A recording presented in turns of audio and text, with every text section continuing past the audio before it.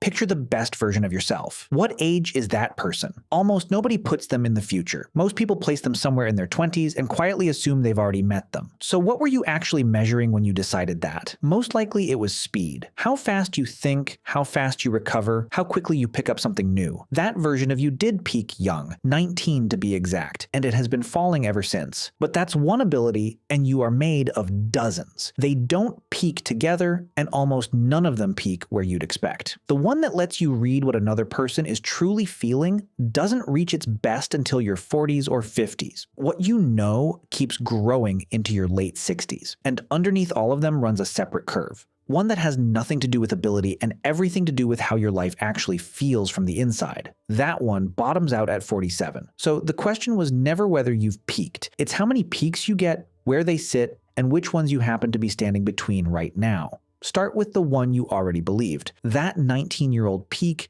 is real, and it comes from one of the largest studies ever run on how the mind changes with age. In 2015, Joshua Hartshorne at MIT and Laura Germine at Massachusetts General Hospital tested nearly 50,000 people, every age, across different mental skills, then checked the results against decades of older IQ and memory data. Raw processing speed topped out at 18 or 19 and started dropping almost immediately. It's why a 16-year-old can pick up a new video game and outreact you before dinner. That quickness is real, and it is genuinely theirs. But watch what we did with that one fact. The single ability that fades first, the most teenage thing your brain does, quietly became the stand-in for all the rest. We let it define the entire shape of a human life. It isn't the rule, it's the exception, and almost everything else about you is still climbing. Take memory, which nobody thinks to check. Your short-term memory, the mental scratch pad you use to hold a phone number or keep track of a conversation, keeps sharpening through your early 20s. It peaks around 25. Then it holds steady for years and doesn't really start slipping until about 35. Your memory for faces climbs even longer,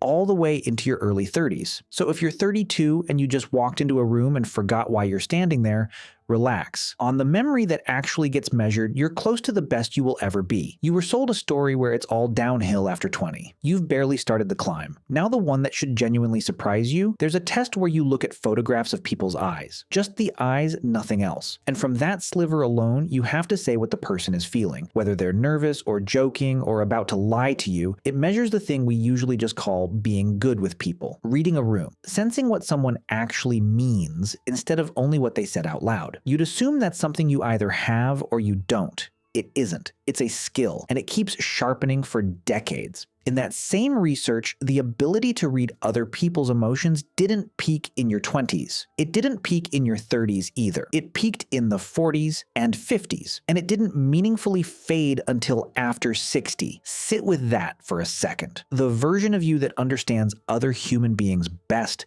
that can walk into a tense room and actually feel what's moving underneath it, hasn't been built yet if you're under 40. The New York Times, covering this study, said it plainly. The older brain may run slower, but it's just as accurate in many areas and better at reading other people's moods, which means the 25-year-old with the faster brain is not the one who reads the room best. Someone close to twice that age is. The exact thing we file under wisdom is not something you're quietly losing. For most of your life, it's something you're still earning. And then comes the one that breaks the whole picture in half. There are really two kinds of intelligence. The fast kind that cracks a brand new problem the moment it lands in front of you, and the deep kind, built slowly out of everything you have ever read, learned, and lived through. The fast kind fades early. The deep kind is the one still rising when you're 70. Vocabulary is that second kind. Not just words, but the whole library behind them. Facts. Meanings, the slowly assembled sense of how the world actually works. The old assumption was that this topped out somewhere in your late 40s. When Hartshorne and Germine looked at the newer data, they found something they flat out did not expect. It kept climbing into the late 60s, into the early 70s. The sheer size of what you know, the depth of what you understand, is very likely still growing when you are 70 years old. So that tidy picture of a human life, the peak at 20 and the long fade after,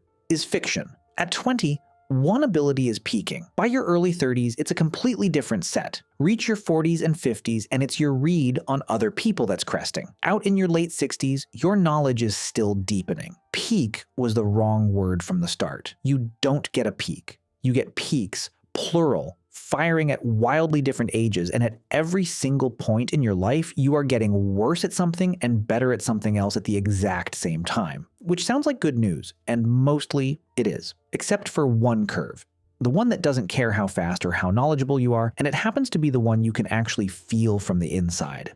That 47 figure comes from an economist named David Blanchflower, who spent years pulling apart well-being data from every continent except Antarctica. He kept finding the same shape almost everywhere he looked. The line didn't slope gently down with age, and it didn't hold flat. It bent into a U shape. Your life satisfaction starts high when you're young. Then, slowly, all through your 20s and 30s, it drifts downward. It keeps drifting, and it finally hits bottom at 47. Not a dramatic crisis, just a long, quiet descent that touches the ground somewhere in your late 40s. In wealthier countries, the low point lands at 47.2. In developing ones, it's 48.2, almost the same age right across the planet, which means a huge share of people are somewhere on that downslope right now, and some are sitting almost exactly at the bottom of the entire thing today, living it in real time without realizing that's where they are. Before that lands too hard, there's something you have to know about that bottom. It may not be your fault, it might have nothing to do with your job, or your marriage, or the choices you replay at 2 in the morning.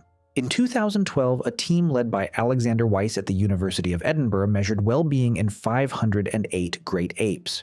Chimpanzees and orangutans living in zoos and sanctuaries across 5 countries, each one rated by the keepers who knew them best. The apes had the same curve: happy, satisfied when young, lowest in the middle of life, lifting again in old age. They don't carry mortgages. They have no careers to regret and no one's expectations to live up to. And they still hit the same midlife low we do. Whatever that dip is, it seems to be wired into us somewhere far below our circumstances. So if you're near the bottom of it, and you cannot explain why, the reason might simply be that there is no why. You may just be standing at the lowest part of a curve that every one of us walks. The U has a right side. After the bottom, it turns. Life satisfaction climbs steadily for the rest of your life. People in their 60s and 70s routinely report feeling better than they did in the grinding middle. Push far enough up the right side of that U, and the numbers say you can land about as satisfied as you were at 18 before any of the sliding started. The climb back up is every bit as real as the slide down was. The worst of it, statistically,